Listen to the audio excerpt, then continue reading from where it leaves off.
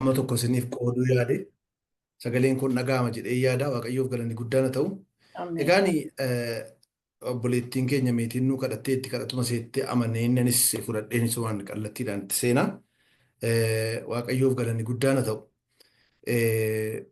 Yeroo baay'ee egaa adeemsa jireenya kiristaanummaa isa jedhu kana ilaalchisee waa baay'een of gaafadheen. Waa baay'een of gaafadhe durseedhuma. Yeroon kana dubbisus yeroon qopheessus ofii kootiin of gaafadhe.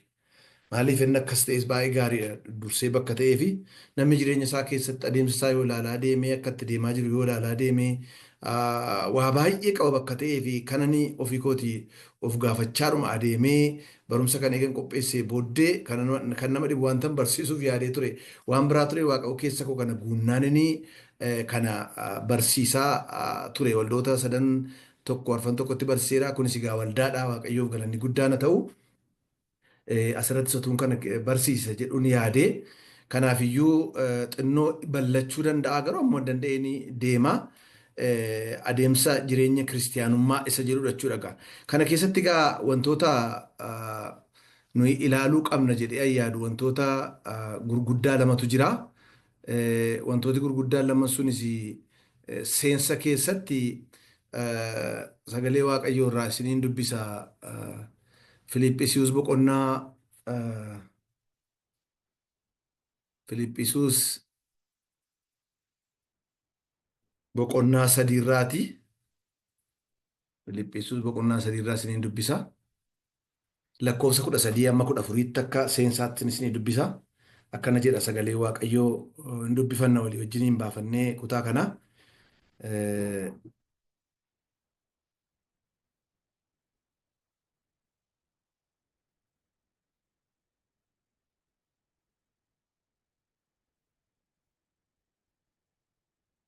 Boqonnaa 3 lakkoofsa 13 amma 14 nan dubbisa. Akkana jedha maqaa gooftaa keenya fayyisaa keenya Yesuus nan dubbisa. Obboloota koo ani akka nama harka isaa keessa isa galfateetti of hin lakkaa'u haa ta'u iyyuu malee waan tokko nan godhu. Wanta na booddeetti hafee yaaduu dhiise wanta na dura jirutti nan hiixadha. Irra deebi'een dubbisa. Obboloota koo akka nama harka isa keessa galfateetti of hin lakkaa'u. Haa ta'u iyyuu malee waan tokko nan godhu. Wanta na booddeetti hafe yaaduu dhiisee wanta na dura jirutti nan hiixadha. Akeeka sana bira ga'ee gonfoo warra mo'anii argachuudhaaf nan kaadha. Gonfoon warra mo'anii kunis waamicha isa waaqayyo karaa Kiristoos Yesuus itti ol nu waameedha jedha. Maqaan waaqayyoo eebbifamu.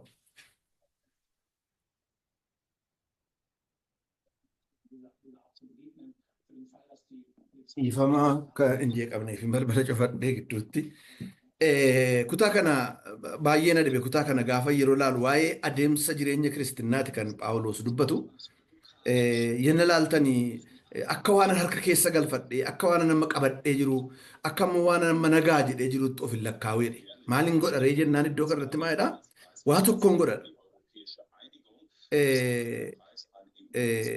Ani akka nama harka keessa galfateetti of hin lakkaa'u haa ta'u iyyuu malee waan tokko nan godha. Wanti inni godhu sirriitti mana dhaggeeffadhaa. Wanta na booddeetti hafe yaaduu dhiise. Wanta darbe isan keessa darbe hundumaa yaaduu dhiise. Yoo waa'ee isaa haasa'uu dhiise, yoo waa'ee isaa dubbachuu dhiise, yoo waa'ee isaa aaduu dhiise, yoo waa'ee isaa abdii kutachuu dhiise, yoo waa'ee isaa calleema guyyaa guyyaadhaan mammaakuu dhiise waaqayyoof galanni guddaan haa ta'u. Isa dhiise wanta nu dura jirutti nan hiixadha. Gara fuulduraatti adeemaa gara fuulduraatti tarkaanfadha. Malee gara booddeetti hin deebi'u jedha Phaawulos.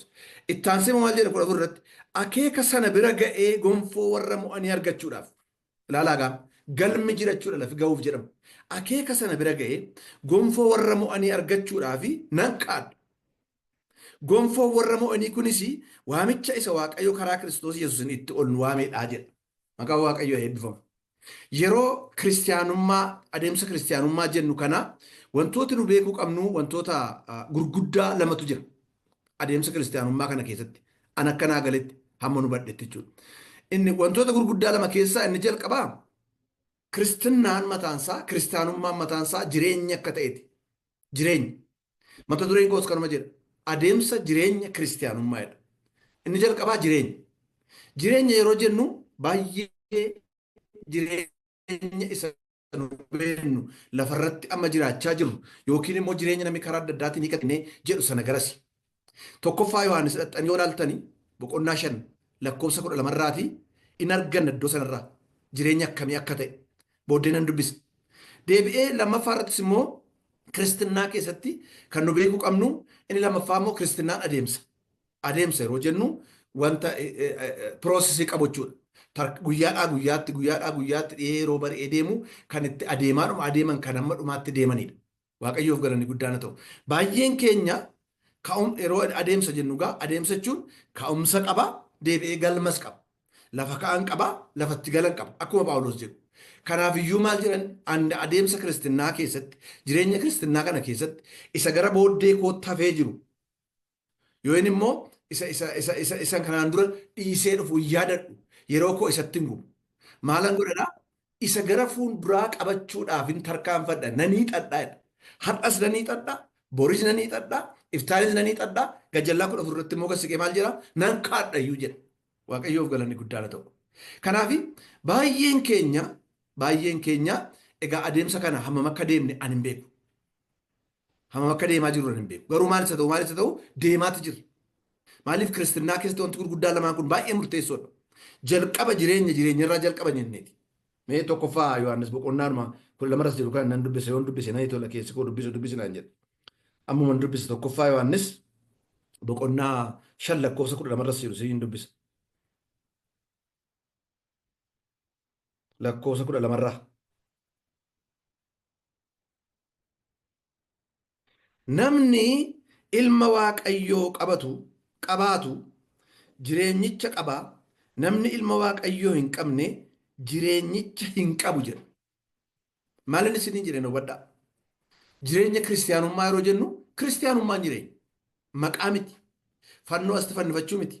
Mallattoo ofirratti godhachuu miti. Yoo hin akka kan Kiristoos taane Jiisas jennee kana teeraa uffannee yoo hin harkatti keewwannee baanarii wayii godhannee mana keenya keessatti maxxansinee fakkii warri Room warri Xaaliyaanii kaasan kanaaf Kiristoos jedhanii kan godhan waldaa irratti maxxansinee miti. Kiristinnaan jireenya. Jireenya. Akka jedha iddoo kanatti ergaa Yohaannis kan inni barreesse. Namni ilma Waaqayyoo qabaatu. Namni ilma Waaqayyoo qabaatu. Namni ilma Waaqayyootti amane. Namni Kiristoos Yesuusitti amane jireenyicha qabaadha. Jireenyicha inni jedhu suni kiristaanummaadha.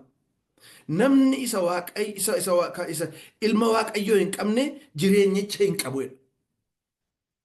Amma gaa kun gaaffiidha. Achirraati ka'eeti. Deebi'ee immoo gaafa laallu jireenyicha eega qabaachuudhaan jammaraniiti kan dhaabbatu tun ta'in kan guyyaadhaa itti fufaa adeemamu. Adeemsa. Hojii ergamootaa boqonnaa 20 lakkoofsa 24 irraati wanta kana hin argitu. Hojii ergamootaa boqonnaa 20 lakkoofsa 24 irraati yenna ilaalle hin arganna wanta kana.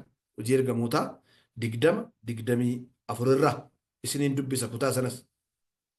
Hojii ergamootaa boqonnaa 20 lakkoofsa 24 irraa isiniin dubbisa. Akkana jedha kutaan kun immoo.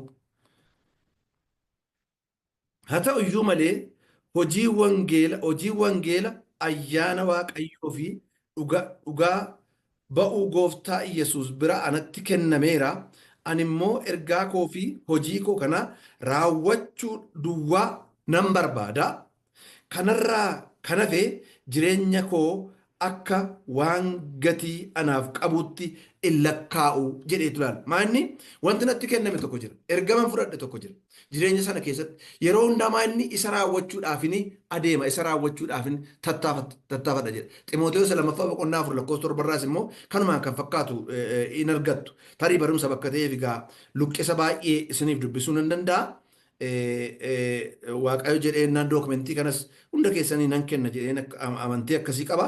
Hin argattu nama ammas garuu dubbisuudhaanis dhaggeeffachuudhaanis yenna duuka buutanii dhaggeeffatanii tura. Ximooteewos 2 boqonnaa 4 lakkoofsa 7 irraas nan dubbisa. Ximooteewos 2 7 irraas immoo akkana jedha. Wal'aansoo isa gaarii sanaa dhaabbadhee qabeera. Dorgommii koos raawwadheera. Amantiis eegeera. Kana achisi gonfoo qajeelummaa anaaf kaa'ame jira. Goofticha abbaa firdii inni qajeelaa guyyaa sanatti gonficha anaaf in kennaa jedha. Maal jedha garraadha wallaansoo koo isa gaarii sana dhaabbadhee qabeera. Maal jechuudha? Fiigicha koo fiigeera wallaansa gaarii qabeera jechuun maal jechuudha? Hin dhaabbanne sochiirran jira adeemaan jira. Cal jedhee kiristinnaan jireenya gatee sitti jalqabee cal jedhee dhuman teenye guyyaa guyyaadha waan irraa barbaachisu hunduma itti fufeen jira. Kun akka seensaatti isinitti nutti barbaade. Kan yeroo hundaa akka yaadattan hin barbaade. Wantoota kiristinnaan callisee dhuma waanuma akka maanni jedhanii gaafatan namooti waan adda addaa jedhanii dubbachuu hin danda'u. Kanaaf akka sagalee waaqayyootti kiristinnaa keessatti wanti gurguddaa ijoo ta'e lama maanni kiristinnaan jireenyaa kiristinnaan adeemsa. Kanaafitu adeemsa jireenya kiristiyaanummaa kun egaa maal fakkaataa attam ta'uu qabaa isa jedhuuni dubbachuu barbaada jechuudha. Jireenya jechuun jiraataa kan ta'e jechuudha. Jiraataa kan ta'e. Akkuma saayinsiin jedhusi wanti jireenya qabu jira, wanti lubbuu qabu jira, wanti lubbuu hin qabne jira. Kun jiraataa kan ta'e jiraachuun jireenyaa kunis immoo kan inni kan kiristinnaa kun isa kaanirraa adda kan ta'edha. Tokko tokkoon gaafa laalu. Adeemsa yeroo jennu immoo ka'umsa kan qabu, ga'umsa kan qabu, bakka jalqaban kan qabu, bakka itti raawwatan kan qabu. Waaqayyoof galanni guddaan haa ta'u. Adeemsa jireenya kiristaanummaa yeroo jennu jalqabneerraa guyyaatti raawwataa sin dhufu. Yoom ani hin beeku. Wantooti biyya lafarraa guyyaatti raawwataa yeroo baay'eedhaan hin beekamu.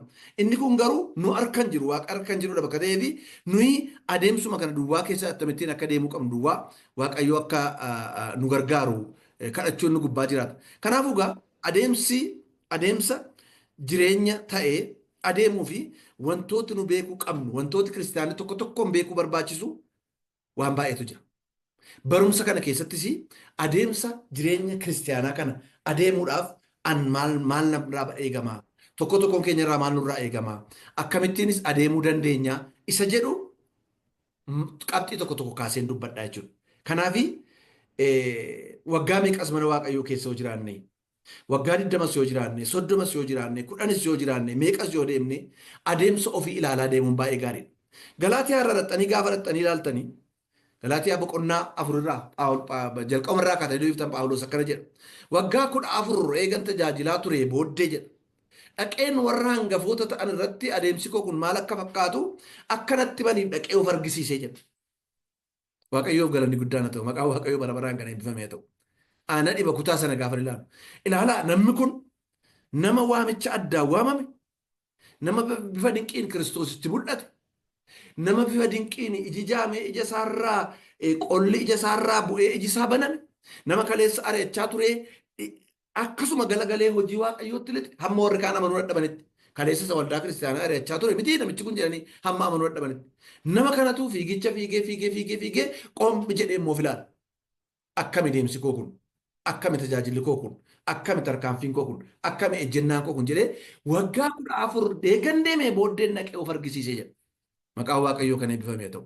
Kiristiyaanni abshaalee yoo ta'e guyyaa guyyaadhaan of ilaalaa deemuun baay'ee gaariidha.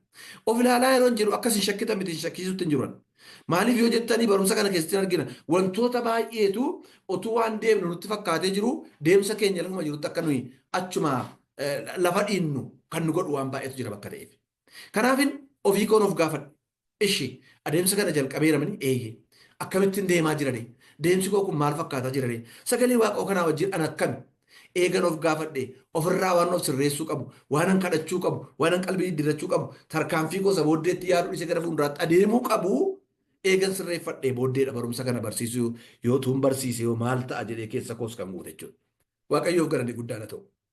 Namooti baay'een qooda adeemsa kana tarkaanfachuu isa akka Phaawulos jedhu isa kaleessan dhiisee dhufe yaaduutti annimman qabu yeroon qabu kaleessi koo sirrii ta'uu dhiisuu danda'a dheengaddi koo sirrii dhiisuu ta'uu danda'a adeemsuma eegan jalqabbeellee waan sirrii hin taane waan baay'ee keessa lixuu nan danda'a garuu inni darbeera isa darbe deebi'anii bishaan darbe deebi'anii waraaban ammaalan godhatan boris adeemsichi tuufa bakka ta'ee fi garuma fuulduraatti hiixachaa deeman garuma fuulduraatti hiixachaa deeman maqaa waaqayyoo kan eebbifame haa ta'u. Kanaaf firoota koo karaa kamiin isa ta'u karaa kamiin tokkoon keenyaa adeemsa jireenya kana jalqabneerraa jedhee yaada. Haa ta'u malee eega jalqabne adeemsa jireenya kiristinnaa kana keessatti wantooti nuti beekuu qabnu waa baay'eetu jira. Adeemsa jireenya kiristinnaa kana keessatti wantooti nuti beekuu qabnu yookiin wantooti nuyi hubachuu qabnu deemsa keenyaaf akka toluuf karaa keenyaaf akka toluuf wantooti nuyi beekuu qabnu wantoota baay'eetu jira. Yeroon akka jedhu an dubbii waaqayyoo kanarraa hunda isaa tokko tokkoon isinii fiduu hin danda'u. Maaliif baay'eedha bakka ta'e. Hammuma garuu kutaa keessaa qayyabadhe keessatti hammuma naagala keessatti dubbadhe inni iyyuu baay'eedha. Tokko lama jedhee jechuudha. Kanaaf adeemsa jireenya kiristinnaa kana keessatti wanti nuyi beekuu qabnu maa innoo jettan inni jalqabaa jalqabbii isaati. Jalqabbii qaba eega jenneeti maa inni jalqabbiinsa eessarraa jalqaba ka'umsi isaa maa inni warri biyya Awurooppaa keessa jiraattan Finfinnee dhufuu barbaaddan ka'umsa qabdu. Jarmanii yoo jiraattan Firaankifurtii kaatu natti fakkaata as boolee dhuftu. Karaa gabaarra baatanii dhuftu. Eessarras naanna'aa kottaati garuu ka'umsa kaatan beektu lafa galtan beektu. Lafatti galtan sana hin beekne taanaan adeemsitti baay'ee rakkisaadha. Galma laalaa jettan taanaan. Kanaafi adeemsi kiristinnaa eessarraa jalqaba yeroo jettanii inni jalqaba namni hunduu beekuu qabu kiristaanummaan yookiin adeemsi kiristaanummaa kiristaana ta'uurraa jalqaba. Egaa irraa cimaadha maali nu waggaa meeqa warra kiristaanummaa keessa jiraanne warra kiristaana ta'anitti kiristaana ta'anaan jettaa yoo jettanii na of kalchaa akka jechuu koo miti. Garuu wanti baay'een jira. Kiristaanummaan adeemsi jireenya kiristaanummaa eessarraa jalqaba kiristaana ta'uurraa jalqaba. Kiristaana jechuun maal jechuudha? Duuka buutuu Kiristoos. Hordoftuu Kiristoos. Mootummaa Waaqayyoo warra dhaalanii jireenyicha warra argatanii jireenyicha keessa lixan achirraa jalqaba. Tarii yeroo qabxii kana barreessu qabxii jalqabaa kana barreessu waa baay'een gaafadhe namni dhaga'u maal jedha laataa? Attamitti ilaalataa laataa? Tarii intaajjabaa laata maali kun baay'ee gadi bu'aadha. Akkamittiinitu kiristaanummaarraa jalqaba jedha. Nuun warra haaraa miti. Wangeela loo lallaban naqanii kiristaana ta'a jechuun hin danda'ama. Jechuu hin danda'u jedhee yaada. Sababiin isaa garuu macaafa qulqulluu koo gaafan qoradhu wanta kana kiristaanummaarraa jalqabuu kan inni qabu wanta baay'eedhaaf hin ka'a. Jalqaba irratti tajaajiluun waggaa dheeraa mana sagadaa deddeebi'uun wantoota adda addaa gochuun kiristaana nama hin taasisu. Kiristaana ta'uu nama hin taasisu. Namootatu kana hin beeku. Warri kaan atattama jedhan durumaa jalqabee dhalootaa jalqabee an kiristaana warri jedhan jiru. An kiristaana durumaa jalqabee kiristaana. Abbaa fi haadhi koos kiristaana. Dhaalaan waan darbu akka horii akka qabeenya sagalee waaqayyoo kan inni jedhu dhaalli abbootiirraa argama jedha malee jireenyi kiristaanummaa dhuunfaadha bakka ta'ee fi kiristaana ta'uun abbootiirraan argamu. Abbootiin haadhotiin karaa nuu ta'uu danda'u, balbala nuu ta'uu danda'u, nutti himuu danda'u. Tajaajiluun waggaa dheeraa mana sagadaa deddeebi'uun kiristaana nama hin taasisu. Kanaaf an of gaafadha. Mana waaqayyoo keessa deddeebi'uun seera kiristaanummaa raawwachuun wantoota jechoota kiristaanummaa beekuun wantoota adda addaa beekuun macaafa qulqulluu dubbisuun tarii waan adda addaa gumaachuun kiristaana nama hin taasisu. Hin danda'amu. Namni garuu otuu kiristaana hin ta'in akka kiristaana waan ta'eetti fakkaateetti deemuu hin danda'a jiraachuu hin danda'a hojjettan eeyyee ragaan isinii kenna. Inni kun baay'ee rakkisaadha. Bara amma waldaa kiristaanaa keessas kan rakkisu namootas kan rakkisu isa kana.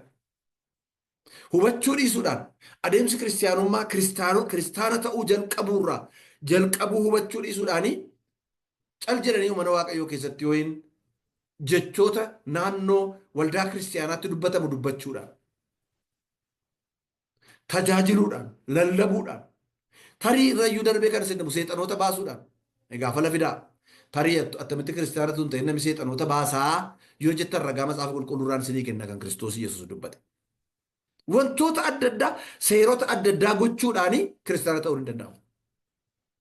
Maatewosiin xaxxanii gaafa laaltanii wangeela Maatewos boqonnaa 7 lakkoofsa 22 irraa sagalee dinqisiisaa tokkotu jira kan isin dhibu. Maatewos irraa sagalee dinqisiisaa tokkotu jira. Gooftaan Yesuus Kiristoos kan inni iddoo sanatti dubbate. Isa kan dubbate Maatiyos boqonnaa 5, Maatiyos boqonnaa 6, Maatiyos boqonnaa 7 kuni lallaba gaararraa jedhamee kutaa lallaba gaararraati. Addoo sana keessatti wanta inni dubbate tokko isinitti hima. 7:22 akkana jedheetu dubbata. Gararraadhaa ka'ee wanta dubbatu qaba. Kutaa sana baay'een fayyadamaarraa.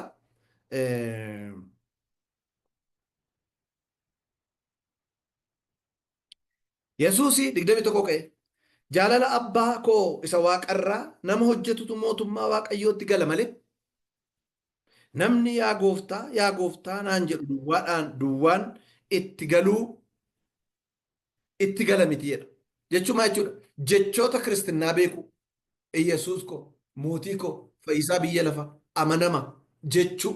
Yooyin yaa gooftaa jechuu duwwaadhaan itti galuun akka hin danda'amne namni garuu akkasumatti akka inni jedhu kan argisiisudha kutaan kun. Itti hufees jiru laala. Guyyaa isa dhumaa sanatti jedhamu. Guyyaa inni dhumaa yoo hojjettani gaafa fiigichi biyya lafaa kun raawwatu. Gaafa inni nu eenyu fayyisaan keenya Kiristoos Yesuus dhufee deemsa kiristinnaa kana itti gallee galma isa dhumaarra geenyu jechuudha. Kanaaf guyyaa isa dhumaa sanatti namoonni baay'een Waaqayyo nu eegu. Namoonni meeqadha? Namoonni baay'een yaa gooftaa nuyi maqaa keetiin raajii dubbanneerra. Maqaa keetiin hafuurota hamaa baafneerra. Hojii aangoo jechuun miiraakil jechuudha. Baay'ee waan nama ajaa'ibsiisu, waan nama dinqisiifachiisu, godhee waan nama jechuudha. Hojii aangoo jechuun hojii humnaa jechuudha.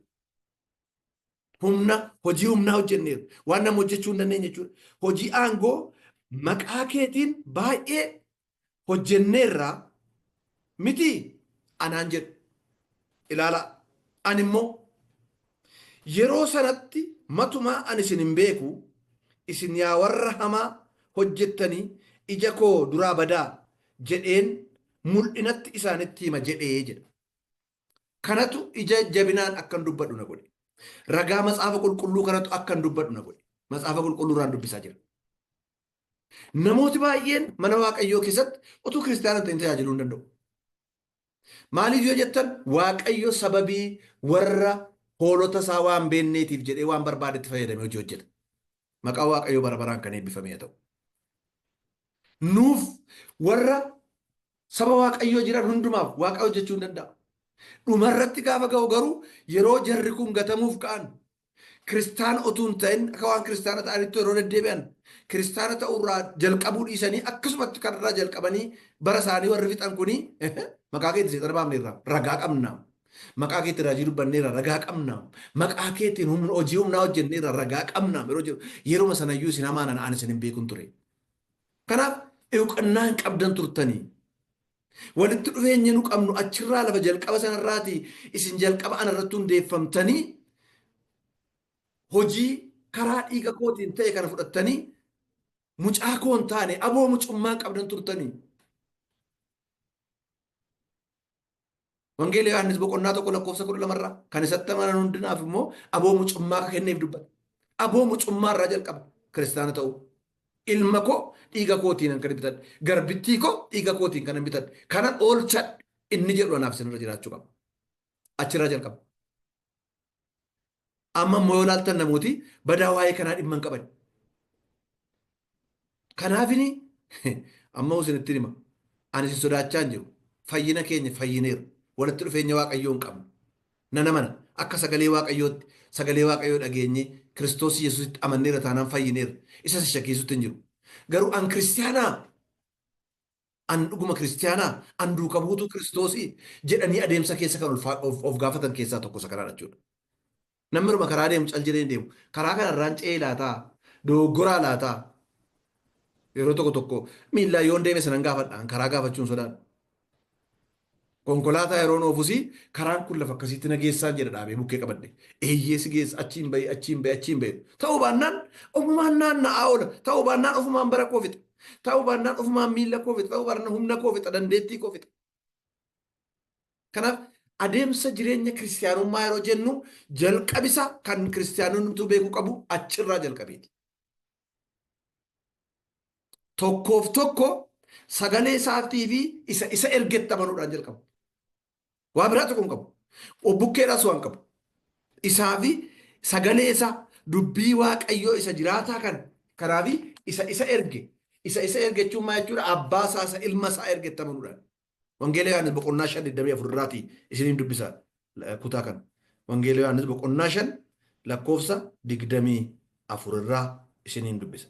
5:24 irraa akkana jedha.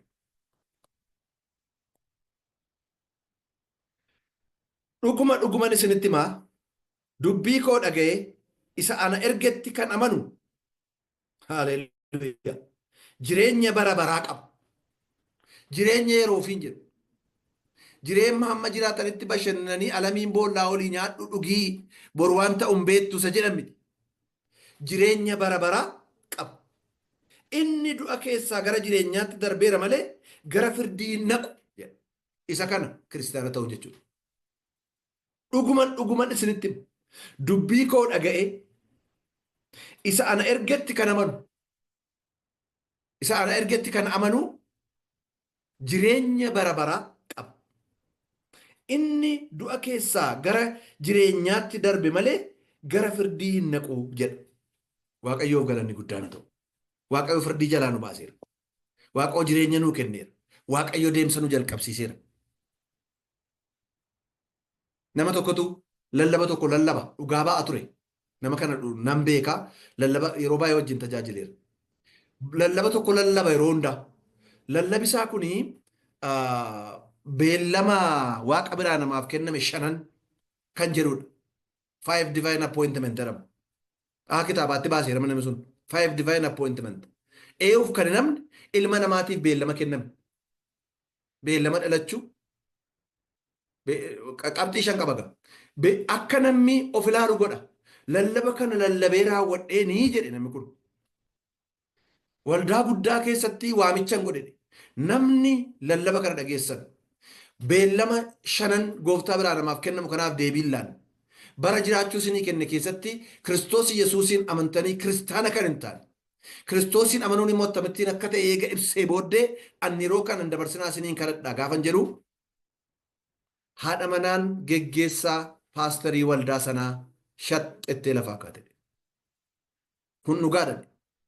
Inni immoo qaanee maal taate eessarrattaa jennaan hi'ii nan dhowwin an akkasitti dhaga'een beeku akkasitti of ilaalee kiristaana ta'een beeku. An ofumaan deddeebi'aa jiraa jettee gara fuulduraa dhufteedha. Haadha manaa innaatee jechuudha. Innaatee haadha manaa abbaate nan dhowwin inni qaanee inni dhiphate anaareef nagal an kiristaanan turre an kiristaana ta'uun qabu akkasitti nu banne akkasitti deddeebaan jiru deemsan kanaan dura deeme kisaaraadha amma isa booddeetti hafeen gara fuulduraatti argiixachuu barbaada ammaa ka'een danda'ama jalqabbiin jalqaba an qalbii diddiirrachuu barbaada jettee gara fuulduraatti dhufte namooti baay'eenis isa booddee dhufanii jedhee namni sun dhugaa ba'a. Kanaaf ammayyuu yeroon isiniin jedhu dubbiin kun xiqqoo fakkaatu malee baay'ee gadi bu'aa too elementary fakkaatu malee namni hundumtuu Kiristoos Iyesuus ilma waaqa jiraataa sagalee isaa fi isa ergatti amanee jireenya bara baraa qabaayi dhuguma qaba. Tarii haala namaa laallee dubbachuu hin dandeenyu yoo hin beeknu waan keessaati bakka ta'eef ani egaa nan deddeema bakka ta'eef an tajaajilaa baadiyyaa tammas nan naqa baadiyyaa nan naqa bakka baay'een naqa.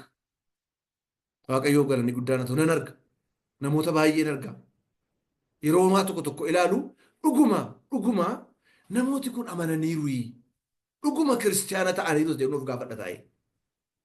Ofillee nan gaafa keessa ba'ee of sodaadhe dhuguma isiniin jira yeroo jedhu shakkuutti hin jiru amanneerra tokkicha Kiristoos Yesuusiin mallatteeffamneerra akka sagalee kanaatti amanneerra taanaan shakkii kiristaana ta'eera isa jedhuuf gaafachuun baay'ee gaarii natti fakkaata jechuudha. Waaqayyoof galanni guddaan ta'u. Kanaaf Kiristoositti amanuudhaan kiristaanummaatti kan argamu waa biraan hin argamu horiin hin argamu dhaalaan hin argamu abbaa faadhikoo qeesii luba ta'uudhaan hin argamu paastaroo ta'uun hin argamu phaaphaasii ta'uudhaan hin argamu kiristinaan kan dhuunfaati abbaan manaan koo cimaa ta'uudhaan haadhi manaan koo cimtuu ta'uudhaan hin argamu zariinis hin dhufu hojii keenyaan isin argamu kan isin dhibu. Efesoon boqonnaa lama lakkoofsa saddeet sagal irraa baay'een jaalladha kutaa kana waa'ee kiristaana ta'uu irratti amanaan hunduu kan inni beekuu qabutu dubbata iddoo sana irratti waa'ee kiristaana ta'uu irratti amanaan hundiyyuu kan beekuu qabudha kan namatti toludha iddoo sun yeroo baay'ee isinis lallabameera dubbisattaniitu jedheen yaada ani yeroo baay'een dubbisa iddoo kana sirriidhaan nurra kiristaanaatti bakka ta'e irra deddeebi'ee dubbisee nan nuffisiisu 2:8 irraa. Isinii ayyaana waaqayyootiin karaa amantii fayyifamtanii inni immoo kennaa waaqayyooti malee gochaa ofii keessanii miti. Gochaa ofii keessanii miti. Hojiinis miti namni tokkollee akka ittiin of hin jajnetti. Maal ani isa dilbiidhaam jiru namni tokko tokko. Ani isa dilbiidha isa duriitiin isa baran maaseetee durii kee akaakayyuu dabaabilee kee dilbiidhaam jiru. Yeroo jireenyaa ilaaltan immoo jira iddoo sana. Dhalteen waa'ee dilbii haasa'aa deemu. Iddoo kana bara namni tokko jiru naqumtaan baasee jedhu akka nama bara haadha lafa ciree baase. Hammi ilaaltu kun booddee dhufee jedhu. Amma waa'ee booddee dhufee miti waa'ee dura dhufee miti. Namni akka ittiin of hin jajnetti hojii kan isaa miti. Kiristaana ta'u. Kaleessa viidiyoo tokko ni ilaala barumsa tokko barumsa kaawunsiliingii tokko barachaa jira. Viidiyoo tokko erganii. Viidiyoon sun irratti istaarii argatu warri kaan immoo istaarii gurraacha argatu turan. Fiilmii ijoolleeti kan isin waan baay'ee irraa nama barsa garuu. Warri kaan istaarii hojii gaggaarii hojjetanii istaarii kana 2 3 4 5 6 7 8 argatu. Inni kun tokko argachuus yaalee yeroo hundaa istaarii sana argatu. Istaarii gurraacha argata. Hojiin hojjetu waan gaariin turre. Hinuma joora ture. Deemee nama tokko bira gahee dhaqe. Namni suni ani istaarii kees miti. Ani dootii sirra jiru gurraachis miti. Ani maalummaa keetii ati kan kooti si bitadheera. Kanaafiyyuu ati ispeeshaaliidha. You are special jedhan. Adda ati. Jedhan attamitti adda ta'an istaarii tokko iyyuu hin qabu. Warri kaanoo qabu jennaan hojiin miti. Isaan istaarii 5 6 qabaatanii ati immoo hin qabdu. Mucummaadha kan koo ta'uu keetiini. Belonging nasiidha waansaa. Ati kan kooti. Kanaafuu ati nama addaati. Nama yuunikiidha. Nama ispeeshaaliidha ittiin jedhan. Waaqayyoof galanni guddaan ta'u. Hojii keenyaan miti. Hojii kootii miti. Hojii keessanii miti. Waanuma tokko waan ta'u keessaan qabu. Karaa kanaati waaqayyoof galanni guddaan ta'u. Wangeela Yohaannis boqonnaa 14 lakkoofsa 6 dubbisa. 12 dubbisa. Wangeela Yohaannis boqonnaa 3 lakkoofsa 16 ammoo natti tola kutaan suni handhuura wangeelaa jedhama. Waaqayyo akkasumatti biyya lafaa jaallateera'u tokkicha ilma isaa hamma kennutti kan isatti amanu hunduu akka hin banneef jireenya bara baraa haa qabaatuun malee hiika anas mosnaasiif barreessirraa akkas barreeffamee jira. Bakka akkasumatti kiristiyaana ta'udha. Kanaaf firoo tokko jireenya kiristinnaa keessatti jireenya kiristiyaanummaa jiraachuudhaaf waan tokko malaamittii gara biraan qabu foormulaa gara biraan qabu waanuma xaxaa tokko hin qabu maanni ree eessarraa jalqaba kiristiyaana ta'urraa jalqaba. Kanaaf ani kiristiyaana ta'eeraa jedhee namni hundumtuu inni of gaafatee guyyaa guyyaadhaan of ilaalaa deemu. Isa shakkii isaan deemu kun. Baattamti kan of gaafatanii shakkii ta'e isa jedhan miti. Een kiristiyaana ta'eeraa riili. Waaqayyoof galanni guddaan ta'u. Qabxiin lammaffaan egaa kiristiyaana ta'uun birmadummaa namaa kenna. Kiristiyaana ta'uun adeemsa namaa dudduubaa gara fuulduraatti deemsa. Kiristiyaana ta'uun waan baay'ee faal'aa dur jiraachaa turre keessaa gammachuu hin argine addaa keessa nama galcha. Waaqayyoof galanni guddaan ta'u. Jireenya akkamii jireenya haaraa. Qorontos isa lammaffaa boqonnaa 5 lakkoofsa 17 irraa maalidha? Wanti moofaan sun darbeeraa amma wanta haaraan ta'eeraa jedha. Kiristoositti gaafa amannee jireenya kiristiyaanaa jalqabnu adeemsa haa jennee gaafa jalqabnu waan haaraa keessa jechuudha. Haasaan keenya haaraa, yaadi keenya haaraa, deddeebiin keenya haaraa, tarkaanfiin keenya haaraa, pilaaniin keenya haaraa, wanti nu ilaallu ilaalchi nu ittiin biyya lafaa ilaalluun keenya haaraa ta'aa deema. Waaqayyoof galanni guddaan ta'u. Akkasi jireenya kiristinnaa keessa yeroo adeemnu jechuudha. Qabxiin inni lammaffaa kan nuyi beekuu qabnu maa innoo jettan inni lammaffaa kan nuyi beekuu qabnu jireenya bakka ta'ee fi guddina jireenya hafuuraas hin eegamaa jechuudha. Guddachaa deemuu qabna. Dubbii koo hin dagatinaa. Kiristinnaan jireenya, kiristinnaan adeemsanneera. Lachuun kun wal qabatee deema. Jireenyaan jalqabee jireenya sana keessatti adeemmiin jalqabama.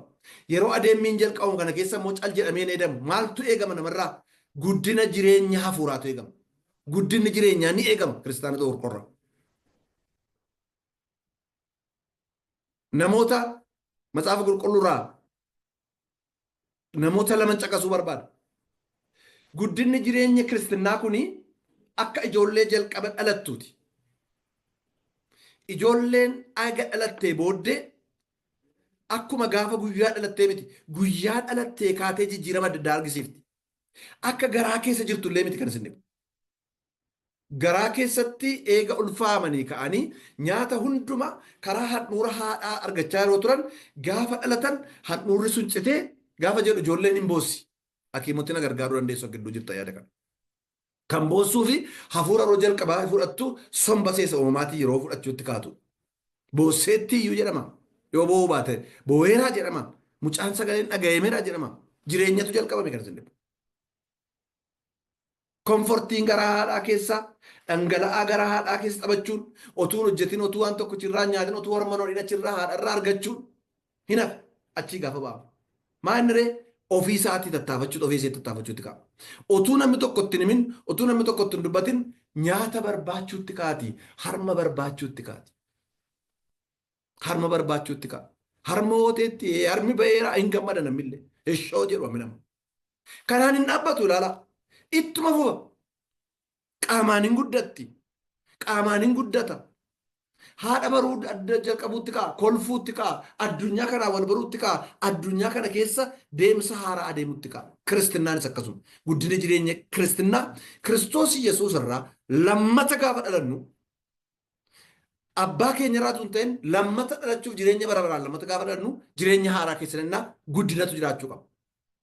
Tokkoffaa Saamu'eel 2:26 irraa waa'ee Saamu'eel mucichaa isaa. Waa'ee Saamu'eel isaa. Tokkoffaa Saamu'eel irraa.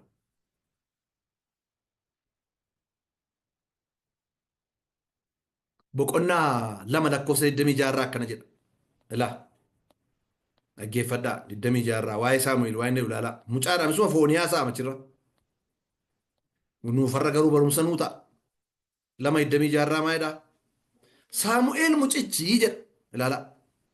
Waaqayyoof namoota irraa. Ilaalaa. Guddinichi kun waan lama. Waaqayyo irratti guddina guddatu jira. Namoota irrattis guddinu jira. Akka jireenya kiristaanummaatti waaqayyo duratti kan waaqayyo beeku nurraa barbaadu guddinni jira. Namoota durattis kan mul'achaa adeemu guddinni jira. Saamu'eel mucichi waaqayyoof namoota irraa ayyaana argachaa namummaadhaan guddachaa hin adeemee jira. Luqaas boqonnaa 2 lakkoofsa 52 isiniin dubbisa. Luqaas boqonnaa 2 lakkoofsa 52. Luqaas boqonnaa 2 lakkoofsa 52. Yesuus immoo waaqayyoo fi namoota irraa ayyaana argachaa ilaala. Kun immoo mucicha Maariyaam irraa dhalate Yesuusin dubbata. Waaqayyoo fi namoota irraa Yesuus immoo waaqayyoo fi namoota irraa ayyaana argachaa namummaa fi ogummaatti hin guddata ture. Maalitti? Namummaatti deebi'ee ogummaatti. Jireenyi kiristiinaas jireenya eega ta'eeti. Nuyi Kiristoos irraa lammata eega dhalanneeti. Mucaa gol'aaltuu taane yeroo dhalanne kaane guyyaadhaa guyyaatti waaqayyoo guddina nurraa eega. Nurraa barbaadama. Guddina eegama. Kan kiristiyaanni beekuu qabu eega amanee ka'ee eega kiristaana ta'e ka'ee taane maanni waa'ee guddinaati. Guddinni kun immoo kan isin dhibu guddina wal qixxaataadha. Guddina madaalawaadha. Yeroo tokko guddina wal qixxaataan taane ijoolleen guddattu nama rakkifti. Namni waggaa 15 ga'e tokko harmee isaatiin midhaan naa kennee akka ijoollee shifee lafa dhiitee yoo boo'ee guddina wal qixxee miti kun. Nannata manaa gadi ga'ee sammuu isaa ijoollee ol laaltuudha. See tokko warri koomediyaanii kun nama guddaa akka ijoolleetti kaa'aniitu yeroo ijoollee sana dhufanii xinnoodha haadhaaf lama taa'ee dhufanii min tutuyyee tiluun nyaallachuu kee kaam xulli minaan xulli jedheetti dubbate mucaan ciise. Hinnaan maaliif mucaa xinnoodha bakka ta'eefi inni Muhammad guddina garmaleeti. Kanaaf yenna ilaalle matsaafuma keenya irraa ilaalle ayyaanni Waaqayyoo kan irra ture Saamu'eel ijoollummaadhaan kan Waaqayyo isa qabate.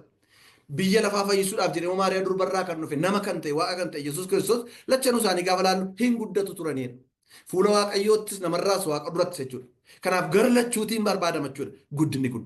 Kanaaf iyyuu wanti jireenya qabu immoo hundi isaan guddata. Hin guddata wanti jireenya qabu. Guddina isa biyya lafaa kanarra walaaltanii midhaan yoo facaaftan hin biqilaa. Biqilee gaafa jedhu immoo akkam laata jedhama boqqolloon kun bakka guddateera babbaqaa ga'eera jedhama. Hinuu dhendaraare boqqolloon kun gaariidha jedhama. Inuma itti abdatamee ammas itti aramamaa itti qotamaa hin kunuunsamaa bakka algee baasee ija baasee jedhama. Ija kenneennaan irraa nyaatanii gaafa jedhanii deebi'ee du'a gad deebi'e. Guddinni namaallee akka kana guddinni namaa kan ilma namaas inni kan fooni. Ijoolleen hin dhalatti adeemtee jedhu yoo seen adeemtis akka walitti rukutamaa akka waan deemu nafee hammisa baraame manaa hin deemte odeessu. Deemurra gaafa dabarte immoo abbaa jette haadha jette akka jedheem sana jetteem jedhe waa haasa'u guddina kun hundu hawwii. Gaafa guddattu immoo ergamuutti kaateem jedhama. Mana barumsaa dhaqeem jedhama kan isin winumatti hufa bakka. Hin dargaggaa'e mucaan koo kun dargaggoo taateem jedhama. Inuma huba ilaala. Hin heerumeem hin fuudheem jedhama. Otuma yeroo ga'eessa ta'eem golmaassa ta'eem hin dulloomeem abolichuutti immoo akkas gaddeebi'a giraafiinsa ol ka'e. Dur deebiitu isinitti beera ta'ee hin beeku. Waanuma humna isaa oliin kadhata mana keessa. Waanuma guddaa. Waanuma hin taane fakkeenyaaf mucaa xinnoo ta'eetu yoo barbaachisa kompiitara kana naalaatti malee deemu. Siin laadhu siif hin barbaachisu ammaroon jedhu maal hin dulloomtaa hin duutaa qaadii sana nan fudhadhaa. Beeku jechuudha maal akka ta'u maal keessa kan darbamu. Otuun dulloominis duun akka jiru hin beekan malee. Kanaaf guddinni namaa akkamii ola deemamaa lafa ta'uu gaa deebi'ee immoo gad deebi'ama. Yeroo dulloomanii jedhan immoo deebi'anii akka ijoollee ta'uu jedhan. Ani hin ilaalle gaa kanaan ilaalatte deemaan jira amma tarkaanfachaa jira satti akka ijoollee akka daa'imaa ta'uudhaan.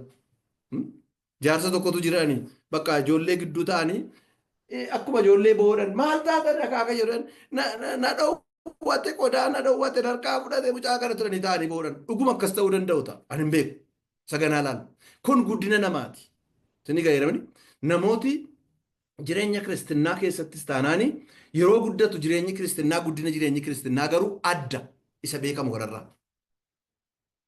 Jireenyi kiristinnaa guddachaa adeemuu qaba. Mul'achaa adeemuu qaba. Waan namni argu waan Waaqayyo beeku ta'uu qaba. Guddachaa yeroo adeemu. Jireenyi guddachaa kan deemu ta'uu qaba. Tokkoffaa Qorontoos 3:1 irraati gaafa ilaaltanii rakkoo warra Qorontoos kana ture. Rakkoo warra Qorontoos maal ture yoo jettanii hamma guddachuu qaban hin guddan. Isin dubbisame kutaa sana hamma guddachuu qaban hin guddan. Qorontoos isa duraa boqonnaa 3 lakkoofsa 1 ka'e. Hamma guddachuu qaban hin guddan.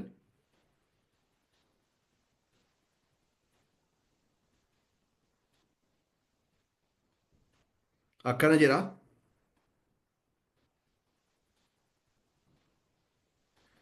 Ani yaa obboloota koo akka warra yaada foonii duukaa bu'anii Kiristoositti immoo xobbee akka mucoolii ta'aniittan isinitti dubbadhe malee akka warra yaada hafuuraa duukaa bu'aniitti isinitti dubbachuu hin dandeenye. Ani aannan akka dhugdaniifin isiniif kenneera. Isin nyaata jabaadhaa fi hin geenye turtanii ammumayyuu hin ga'in jirtu. Hin ga'in jirtu kun ga'uu qabduudha. Hojii isaanii akka isaan gochiise kan isin gara duubaatti dhaqaa dubbe ijoollee isin guddachuu qabdu turtanii ammayyuu garuu kan isin barbaachisu waan aannanii xuuxxoodha. Xuuxxoodha. Mucaa waggaa 4 yoo xuuxxoodhe akkam isin jibbiisan. Mucaa waggaa 5 yoo xuuxxoodhe ani nyaadhu minanii xuuxxoo naaf fidaa oole. Hinaasa an dubbataa xuuxxoo qabatee ciisee xuuxxoodhe amma nama qaanessa haadha sabbaa sama qaanessa. Warri Qorontoos kuni akka nama xuuxxoo hodhu ta'an. Ganaa dharoon isin ilaalu xobbeedha waa'ee Kiristoos isin. Garuu kana jettu waa'ee Kiristinnaa irratti waan baay'ee moo dubbatu afaan haaraa haasofnaanu kana beennaa sana beennaa jedhu namoota booddee hidhanii angartuu abaluuti jedhu. Hojiin keessan kuni hojii nama guddataa adeemu miti. Kan isiniif du'e, kan isinii fannifame, kan nama guddisu Kiristoos duwwaa ture. Isin garuu akka gootan jedheetu dubbata. Jireenyi kiristaanummaa guddachaa kan adeemu ta'uu qaba. Akka mucaan dhalatee jijjiiramee adeemu jechuudha.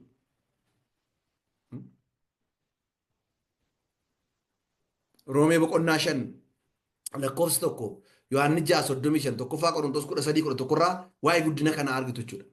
Akka guddachuun nu gubbaa jiraatu dubbata. Mee isiniin dubbisaa tokkoffaa Qorontos irra jiru 13 irra jiru sana isiniin dubbisaa tokkoffaa Qorontos 13:11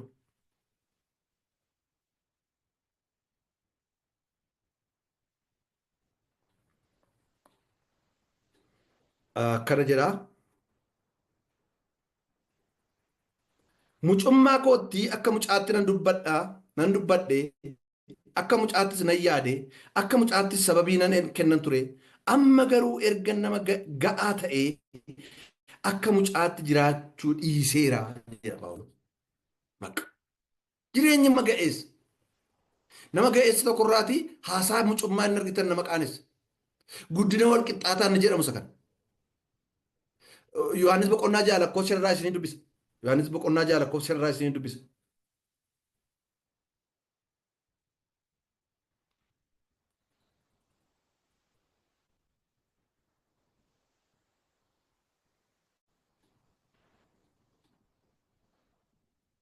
Lakkoofsa 35 dhiifama naa godha. 6:35 irraa. 6:35 dubbisa. Yommuu Yesuus ana beela'u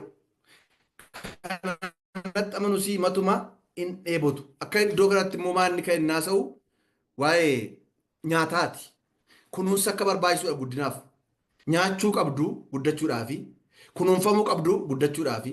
Mucaan garaadhaa keessatti nyaataa garaadhaa keessaa yeroo ba'u nyaataa otuu nyaatuu guddachuu yoo dide nama rakkisa malee nyaannaan otuu nyaatuu guddannaan sirriidhuma guddina wal qixxaataadha. Isinis immoo ana buddeenni jireenyaa. Buddeenni gaan foon namaas hin guddisa. Sammuu namaas hin bal'isa. Jireenyuma keenya buddeena suma nyaannuun hin guddan. Amma gaa isa miti guddachuu yoo feetan guddachuu yoo barbaaddan buddeenni jireenyaa kan irraa nyaattan jireenya keessan isin kan isin guddisu anadha jedha. Dhaxxaniis kee irraa moo dubbiftan yaa ilma namaa oo kana nyaadhu garaa kee guuttan. Ani natti mi'aayee garaa koo guuttadhee jedha. Karaan ittiin guddatan maal akka ta'e booddee nan haasa. Haa ta'u iyyuu malee namni mucaan dhalatee jijjiiramee adeemuu jechuu qaba, socho'uu jechuu qaba, waggaa waggaadhaan waan hundumaa argisiisuu qaba jechuudha. Yeroo tokko mucaan guddachuu qabu tokko wanta hunduu guutee fi rakkabaatin malee yoo hin garaa keessatti waan irratti miidhamin malee wanti tokko utuu dhibee qabaatin nyaatee dhugee hin guddanne taanaan hammam garaan haadhaaf abbaa gaddu isin fannisa. Anaaf isinitti immoo waaqa waan nutti hir'ise hin qabu. Sagalee isaa nuu kenneera. Yeroo nuu kenneera. Saba nuu banee akka dhufuuf nu godheera. Wanta goonu nutti argisiiseera. Kan nutti argisiiseera. Wanti tokko hin jiru. Wanti isa biraa hafe tokko hin jiru. Nuyi hin guddanne taanaan, nuyi nurraa waa hin mul'anne taanaan waaqayyoo abbaan akkam akka nutti gaddu ilaala. Rakkoodha waa'een guddina.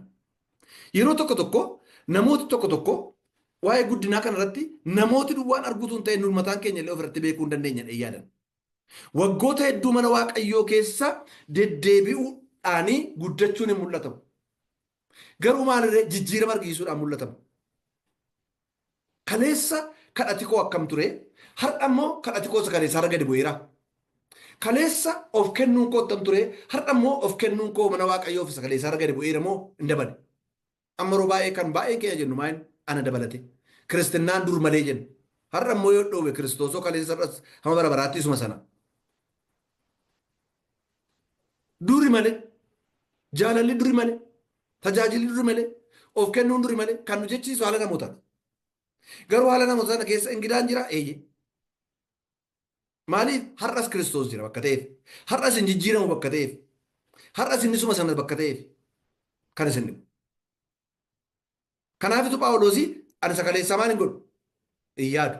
Ani sagaleessaa maal hin godhu? Keessa hin jiraadhu. Ani sagaleessaa maal hin godhu? Waa'ee isaatti hin harkifadhu. Inni kaleessaa maal naa ta'e barumsa. Har'as karaan jira. Har'as deemsi jira. Gara fuulduraatti nanii xadha'edha. Waaqayyo gooftaan maccaan waa gargaaru.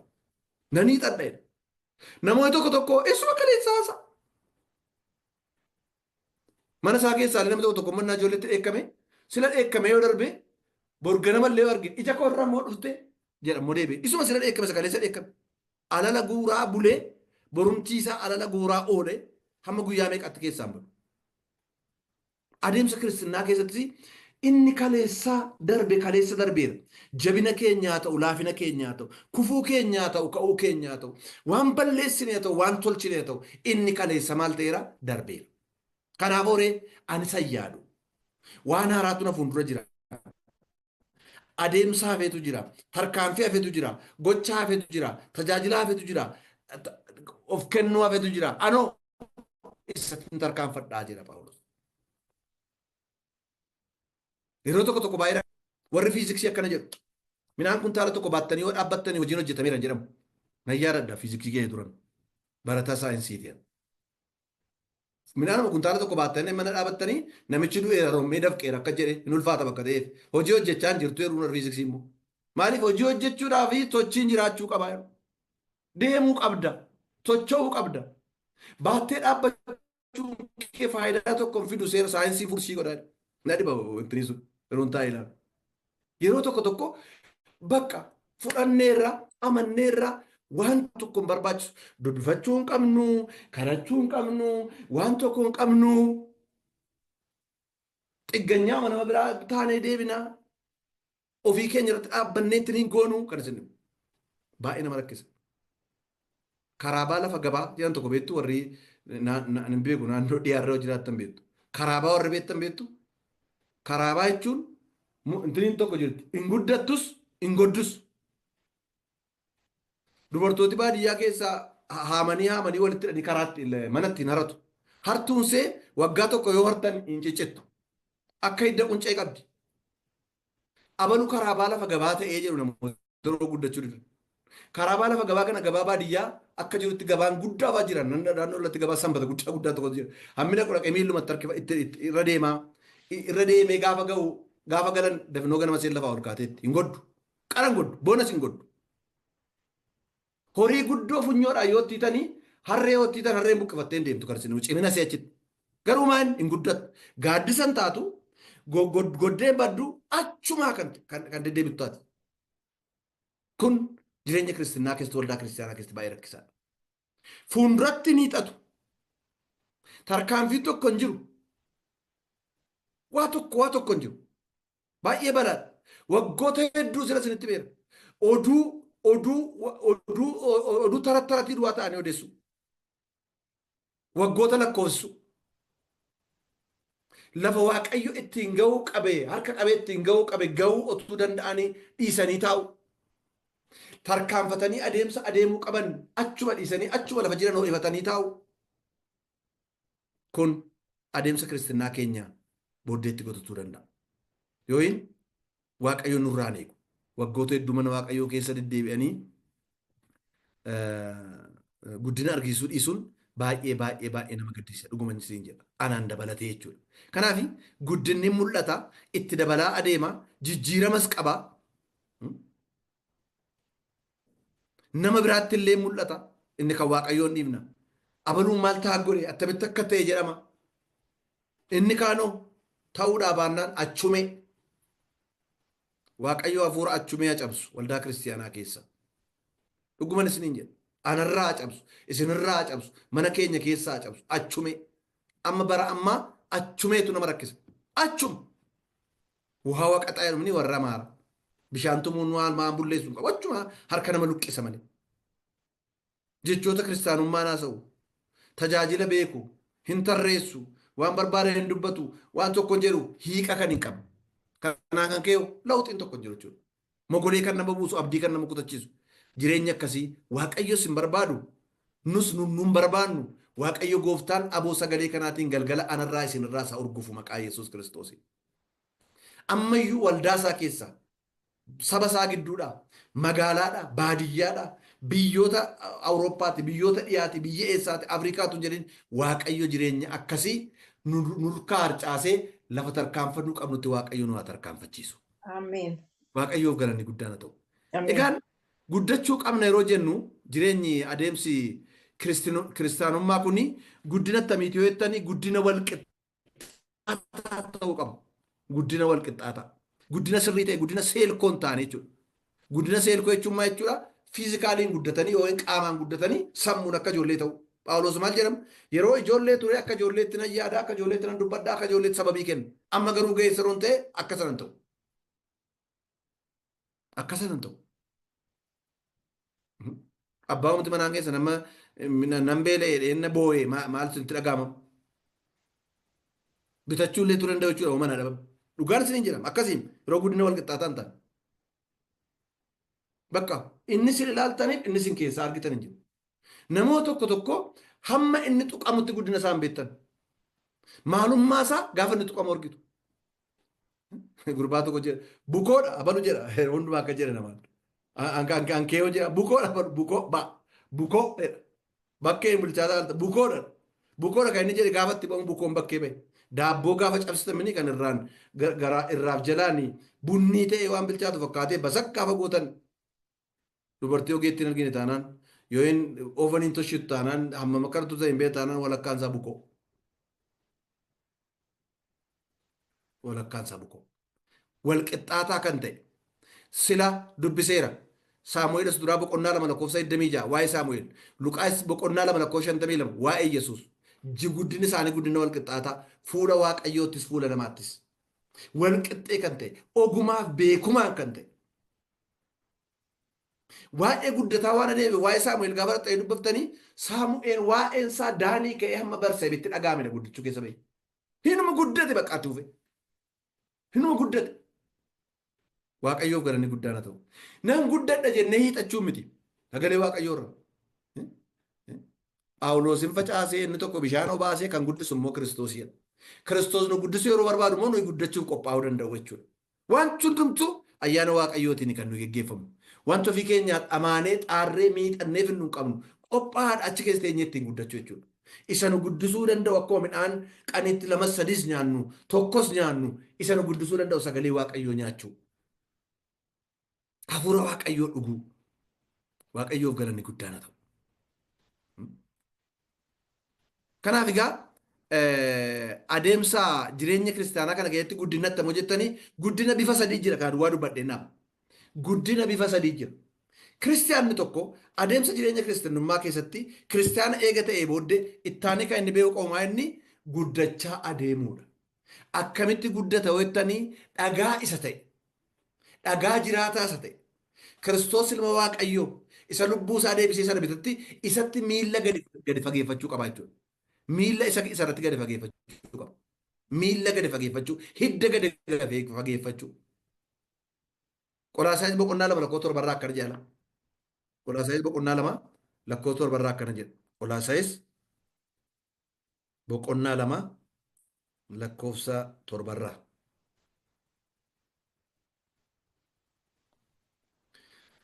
Akkuma barsiifamtanitti hundee keessan gadi fageeffadhaa. Haleluuyaa. Akkuma barsiifamtanitti hundee keessan gadi fageeffadhaa. Isatti ijaaramaatii amantiitti dhaabamaa galata guutee irraa dhangala'usii dhiyeessa. Akkuma barsiifamtanitti akkuma sagalee isaa dhageessanitti hundee keessan maal godhaa gadi fageeffadhaa. Kanaaf kiristaanni gadi guddata jechuudha. Maalirratti dhagaa isa ta'e Kiristoos irratti. Hundee gadi fageeffata jechuudha. Biyya kamiin haa ta'u namni hundee gadi fageeffate hinuma dhaabbata. Hinuma deema. Awurooppaa dhaqes kiristaana. Afrikaa yoo dhufes kiristaana. Finfinnee yoo dhufes kiristaana. Achi asoosaa yoo jiraates kiristaana. Finfinnee ka'ee hawaasaa yoo dhaqes kiristaana. Asii ka'ee biyya Ameerikaa yoo dhaqes kiristaana. Maaliif hundeen isaa dhagaa sanatti gadi fagaatee dhaabbatee jechuudha. Akkas akka jedhee raafamu hundeen tollaan. Hundeen tollaan. Hundeen tollaan. Waldaa isaa Kiristoos kan ijaare ati dhagaa isa sanarratti waldaa koo nan ijaara jedhe. Phexros immoo akka dhagaan Phexrosin hin taane ofuma isaatii dhagaa jiraataa isa ta'e Kiristoos jedhee dubbata Phexros immoo deebi'e. Isarratti ijaarama isarratti hundee gadi fageeffachuu qabna firoottan kun. Namarratti miti. Ijaarsa namaarratti miti. Lubarratti miti. Jaarsa waldaa irratti miti. Raajii beekamaa irratti miti. Hundeen keenya Kiristoos irratti gaafa gadi fagaatu guddina xuruutu jalqabaa jira jechuudha. Muki hundee gadi fageeffate yoo bonni yoo dhufe illee hin shakku. Lafa jalaati jiidhaan jira bakka ta'eef isarraa xoota bakka ta'eef. Muki tokko lalisee gaafa laaltan kaa jedhe maal muki kun bareedaan turree jedhu. Gaafa laaltan inni jallisaa hundee gadi fageeffanne. Gogiititti dhufe. Gooftaan Yesuus Kiristoosii karaa utuu deemuu duuka buutusaa wajjin beela'ee jedha. Muki harbuu tokko lalisee gaaddisa ta'ee namatti tolee argee jedha. Dhaqee beela'eera bakka ta'e irraa nyaachuu dhaqee gaafa irraa nyaachuu dhaqu ijaan hin qabu ture. Ammaa kaasee iji sirratti hin argamin jedhee muki sun hin gogee jedha. Rakkoon muka sanaa hundee gadi hin fageeffanne jedhee yaada. Hundee gadi fageeffachuu jechuun maal jechuudha? Dhuunfaa mataa keenyaatiin Kiristoosiin barree irratti hundoofnee jiraachuu jechuudha. Tokkoo tokkoon keenyaan dhuunfaa mataa keenyaatiin. Aboon mucummaa argachuun dhuunfaa mataa keenyaatiin jimlaa miti. Bakka anaafis abbaa koon jedhaa hundi keessanis abbaa koo. Waaqayyo abbaa hundumaati. Anaafis abbaa isiniif abbaa sanaafis abbaa sanaafis abbaa. Anoo mucaa. Mucaa miliyoonii meeqa qabaachuu danda'a? Dhuunfaadhaan akkuma kana isarratti hundee gadi fageeffachuunis dhuunfaadhaan ta'uu qaba. Gartuudhaan miti daboo miti.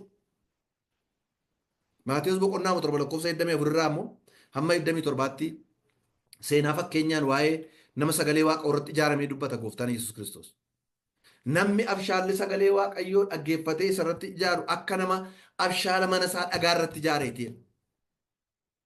Namni gowwaan sagalee waaqayyoo irratti immoo hundeeffamne akka nama mana isaa ashawaa yookiin immoo xaxarii yookiin kaashoo irratti carracha irratti ijaareeti. Lachuun isaa guyyaan qormaan dhufa. Bubbee jira, qilleensa jira, lolaan dhufa. Inni dhagaa irratti ijaarame lolaan gaafa dhufu dhaabate, bubbeen gaafa dhufu dhaabate, hobomboleettiin gaafa dhufu dhaabate. Maaliif hundee gadi fageeffate? Hundee isaa cimaadha. Abal hundeen isaa cimaadha jedhu namoota. Horii isaa ilaalanii. Inni immoo hundeen isaa cimaadhaan jedhu horii illee ilaalanii. Inni sunoo ijaaruun isaas nama rakkisu shawaarratti. Maassi gootanii mahatanii daftanii mukiin namaa dhagu. Dhagaa irratti ijaaruun garuu harka nama luqqisa. Naannoo askoo warri Addis Ababaa keessa beektan askoo Addis Safarii jiraachaa turre kattaa mulu wangeelitti waaqessaa turre. Kattaa yeroo dhaqxan akkuma jedhan maqaan isaa kattaadha. Safarri tokko hamma irraatti na dhiba. Qabbaniina gidduu jirti yaadatti. Yeroo itti baanee mana kireeffanne tokkotti galluu dhagaattamii ol baanee dhagaadhuma afamaa soomee gaara beektumanii akkasii jira. Waggaa meeqa booddee gaafa dhaqxan mana fooqii taphattamitti irra jira. Dhagaa kana caccabsanii. Gommaatti ulanii waanallee godhanii akkaataa isaanitti uranii kaasanii karaa baasanii koobilistoonii naqan na dhiban ammarraatti. Humna baay'ee fixeera. Birrii baay'ee fixeera. Harka nama baay'ee luqqiseera. Burruusa baay'ee caccabseera. Gommaa baay'ee irratti gubameera. Waa baay'een ta'eera kan isin. Abeet dhumarratti immoo kan bareedu.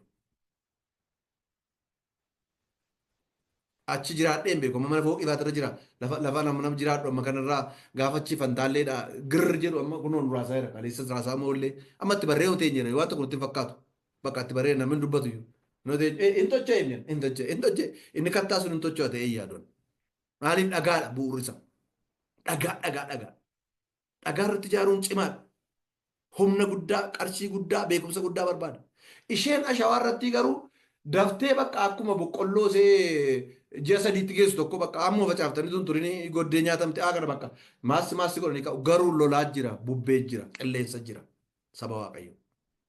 Hundeen keenya maal irratti dhaabatee jira gadi fageeffannee jirraa hundee keenya sagalee waaqayyoo irratti hundeen keenya gadi fageeffannee jirraa. Ammannaa waan tokko ta'ee waldaa kiristaanaa hafee yoo hin akkasittiin wal arguun hafee walii lallabuun hafee qophaa keenyatti dhaabachuu hin dandeenya.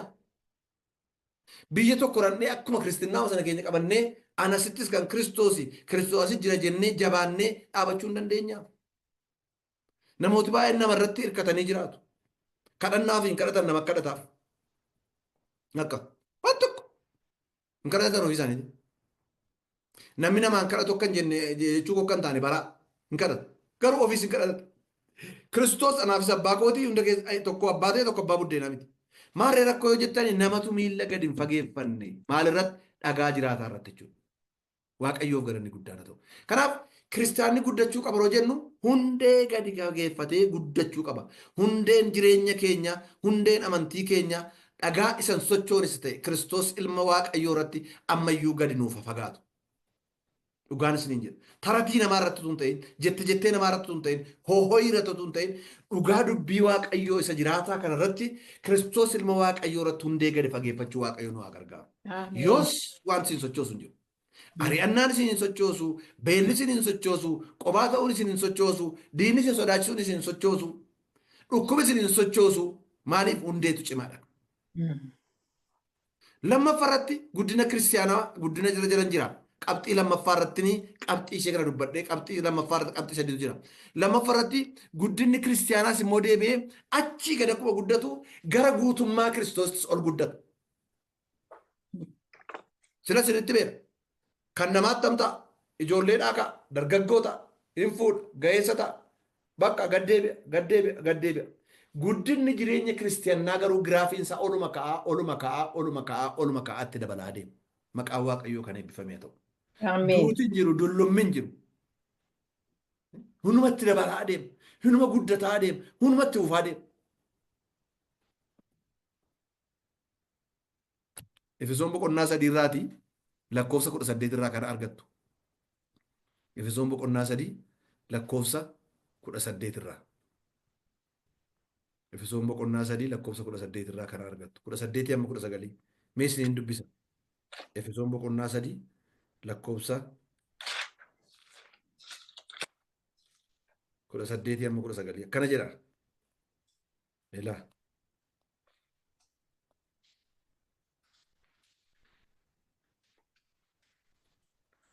Warra Waaqayyoof qulqullaa'an hundumaa wajjin dhoksaan ogummaa isaa hammam akka bal'atu, hammam akka bal'atu, hammam akka dheeratu, hammam akka ol fagaatu, hammam akka gadi fagaatus hubachuu akka dandeessaniif jaalala Kiristoos isa safara beekumsa namaa bira darbu beektanii guutummaa Waaqayyoo bira hamma geessamitti akka guutamtaniifan kadhadhaa. Kadhannaan koosa kanadha Phaawulos. Isiniifan kadhadhaa. Kadhanni koo maal? Achi ol safara jaalala isaatii, beekumsa isaatii, ho'uu isaatii isa safara hin qabne kanatti guddachaa akka deemtan hamma isa bira geessanitti isinii kadhadha. Waaqayyoof galanni guddaan haa ta'u. Ameen. Hundeen keenyas Kiristoos irratti achi ol guddachuun keenyas gara Kiristoositti ta'uu qaba jechuudha. Walirraa citu gaafa. Barreen gaddaa guddateera, sattaan guddateera, umuriidhaanis miti kun guddataa dhuma deema. Hammuma tarkaanfachaa deemta guddinni keessan dabalaa deema. Maqaan Waaqayyoo bara baraan kan eebbifamee haa ta'u. Itti dabalaa dhuma deema. Phexros isa lammaffaa boqonnaa 3 lakkoofsa 18 irraa illee akka jira. Phexros isa lammaffaa boqonnaa 3 lakkoofsa 18 irraa. Boqonnaa 3 lakkoofsa 18 irraa akkana jedha. Isiniin dubbisa 3:18 irraa.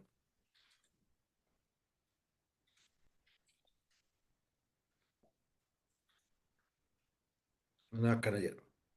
Ayyaana gooftaa keenyaatti fayyisaa keenya Yesuus Kiristoosiin beekuuttis guddadhaa.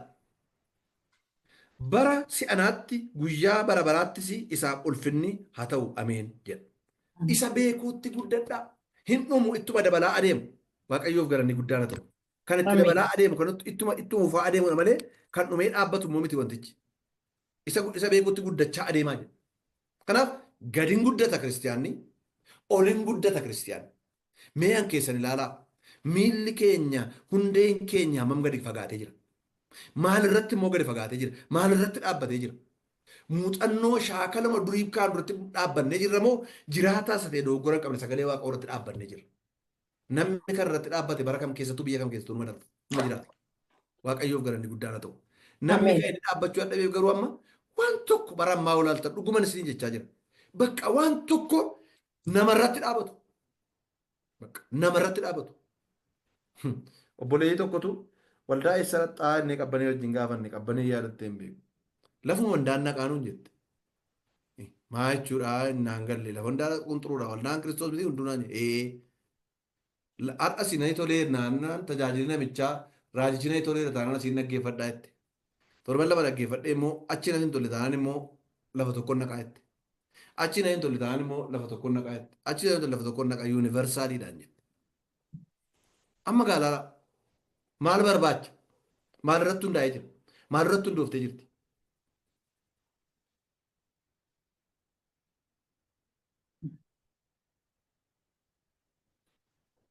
Gara guutummaa Kiristoostis guddachaa deemu qabna. Sadaffaa irratti guddina yeroo jennu asuma jalatti Kiristoosiin tokko kan ta'an obboloota kan jennu gidduuttis dalgas dagaannee guddachuu qabna. Dalgas dagaannee guddachuu qabna. Tokkummaa qabaachuu qabna. Fellowshippii qabaachuu qabna. Guddina dalgaas hin guddanna. Vertikaaliin guddanna. Lafa jalatti gadi hin guddanna. Dalgas hin guddanna. Sagalee Waaqayyoo kana nurraa eega. Mukti tokko qobaasee boba'uu hin dandeessu. Mukti tokko kan isheen gootuu hin aarti. Muki aartu immoo ija sin dhukkubsiti, somba sin dhukkubsiti. Kana namooti baadiyyaa yoon garas beeku. Baay'een keenya nuti wallaalu. Hin aarti taanaan isee aartu sana keessaa fuudhaa gataa jiru. Immoo baadiyyuu taanaan. Qobaasee taanaan immoo boba'uu hin dandeessu bakka ta'eef hin aarti. Yeroo aartu bakka ija namaa aarri hin gubaa, achii ol fudhatan somba namaa dhaqee guutaa gubannaa. Kiristiyaana gidduutti, hibratii gidduutti, tokkummaa gidduutti eegamee ayyaana isaaf kennameen warra kaaniin tajaajilee ayyaana warra kaanii simatee wanta jiru hundumaan akka obboloota akka nama mootummaa Waaqayyoo tokko dhaaluutti harka wal qabatee nama gara biraafis ho'ee ofiis akka ho'amuuf ta'ee gidduutti wal qabatee hin guddanne taanaan waldaa kiristiyaanaa keessatti akka muka aaruuti. Sa'i tokko tokko annan beeka ilma gabareeti dallaa guddaa qabna hin yaadadha. Sa'a rakkiftu tokko tokko funyoo fudhatanii dallaa makeetti dhaqanii hidhu. Maaliif iddoo itti warra kaan jeettidha. Dhuguma bakka boqonnaan qabu. Sababii sa'a tokkitti dallaan hunduu jee qaba. Cabsaniif abooda dallaa. Akkas ta'a nama akkasii. Kanaaf guddinni keenya achi gara akkuma guddannu gara Kiristoositti immoo akkuma guddannu akkasitti immoo tokkummaa waldaa kiristiyaanaa keessatti guddachuu qabna jechuudha. Tokkummaa waldaa kiristiyaanaa keessatti hin guddanna yeroo jennu maal jechuudha? Ayyaana walii keenyaan hirmaanna. Maaliif Kiristoosuma tokkotu ayyaana adda addaa namaaf kenna. Ana ayyaana barsuun irra kaa'eera. Kanaaf hirmaachaa jirtu. Tokkorra ayyaana raajii dubbachuu kaa'eera. Nan hirmaadha. Tokkorra immoo ayyaana amantii addaa kaa'eera. Nan hirmaadha. Ayii abaluun immoo akka jedhee namni hin fudhatamu. Tokko tokko ceephaa, tokko tokko cabsaa, tokko tokko maal godhaa of jajjiin kana dubbachuu seetiin jedha malee namni ayyaana kana Waaqayyotu waldaa kiristaanaatii kenna jedhee hirmaatu hin jiru. Walirratti naaf nagaa waliin dubbatu. Badii wal sirreessuu jechuutti jiru. Badii wal sirreessan walitti dheekkamne. Garmalee namni godhataana inni giddii isa ta'an jiran. Tokkummaan qabnu. Qaama ka qaamaatti wal nutumnu. Qaama buusaa qaama nan'aa tokkorra kan jirudha. Mataa waldaa kiristiyaanaa Kiristoos. Nummoo buusaa qaama nan'a isaatiiti. Yoo hin harka, yoo hin ija, yoo hin gurra. Qaama kana hundumaaf immoo buusaa nan'a kootii kun hundumtuu bu'aa buusa. Buusaa nan'a kootii kun immoo waliin galle taanaan hundumaa wal gahee miidha. Guddinni dalgas hin guddataman yoo jennu akkas jechuudha. Kanaaf mukti tokko qofaa isaa akkuma bobaane, akkuma aawu, akkuma waalallee jeequ namni tokkummaa waldaa kiristaanaa keessatti immoo tokkummaa amantii eegee hin deemne baay'ee rakkisaa jechuudha. Kanaaf faarsaa 133 lakkoofsa tokkorraa akkana jedha Daawit. Ilaalaa faarsaa 133 lakkoofsa tokkorraa baay'ee faarsaa duqqisa yeroo baay'ee namundoo jedhudha kun qaaliin namooti jedhudha kutaan kun. Faarsaa 133 lakkoofsa tokkorraa.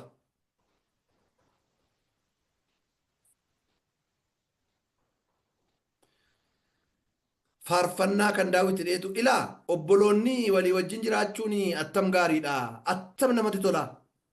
Inni akka dibata gati jabeessa isa mataa isaa irraa areedatti gadi yaa'uuti.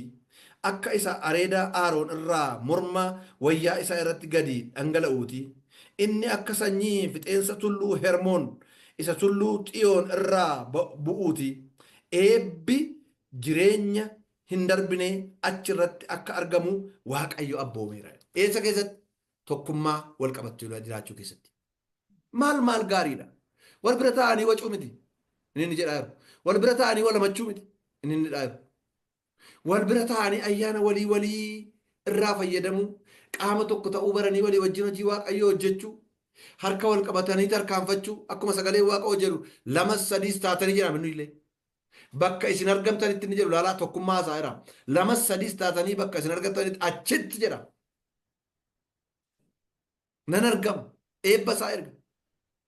Dibatee asitti yeroo dibamu irraa dhangala'ee akkuma dhangala'ee nanna hundumaa wal ga'u. tulluu Hermoon inni jedhamu biyya sana Israa'el keessa jiru gararraansaa yenna jiidhaadha ta'e akka jiru namooti baay'ee ol kaa'ala cabbii qabachirraa baqaa deemee yeroo hundaa gaariidha jallisaa lalisaa akka gaddeemu akka kanan godhaa jira Waaqayyo. Kanaaf hore guddachuu nu barbaachisa. Eessa keetti tokkummaadhaan dalga guddachuu nu barbaachisa. Qorontoos isa duraa boqonnaa 10:14 irraas immoo sila dubbadheera waa'ee maalii haasaa waa'ee kennaan adda addaa hafuurri hunda isaa kenne immoo tokkicha akka ta'e haasa. Maaliif kennu jettan immoo waliif walii gidduutti jechuudha. Fellowship tokkummaa walii gidduu. Kanaaf kiristaanni tokko lammata gaafa dhalatu kiristaana gaafa ta'u adeemsa gaafa jalqabu guddachuutu taana. Guddachuu keessatti immoo kophaa guddachuu bakka ta'eef tokkummaa kiristaanotaa keessa lixuu qaba. Tokkummaa keessaa baataanaan yeeyiitis argata. Tokkummaa keessaa baataanaan wangootis argata. Kanaafitu namni tokko gaafa amanu gorsa ni jalqabu gorsamu keessaa dhaqii waldaa jaallatu tokkotti qabame. Yoo feeta kee deemu nu biratti qabame. Kophaa kee waan gochuu hin dandeessu. Kophaa kee guddachuu hin dandeessu. Kophaa kee eessan geessu. Namas si barbaachisa. Waaqayyoof galanni guddaan haa ta'u. Filiphisius boqonnaa 1:9 immoo akkana jedha. Filiphisius boqonnaa 1:9 akkana jedha. Filiphisius boqonnaa 1:9 akkana jedha.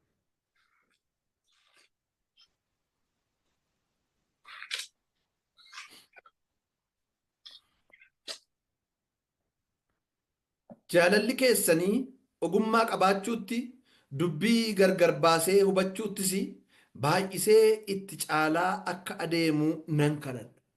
Baay'isee nama tokkoon hin jedhu ilaalaa. Jaalalli keessan waa'ee gartuu haasaa waa'ee tokkummaati. Ogummaa qabaachuun dubbii gargar baasee hubachuuttis baay'isee itti caalaa adeemu. Namoota baay'eedhaan jedha. Isin gidduutti jaalalli kisi walii qabdan ogummaa qabaachuu isin qabdan dubbii gargar baasee ilaalchuu qabdanii akka caalaa isin baay'achaa deemu nan kadhadha jedha Phaawulos. Firoottan kun adeemsi jireenya kiristiyaanaa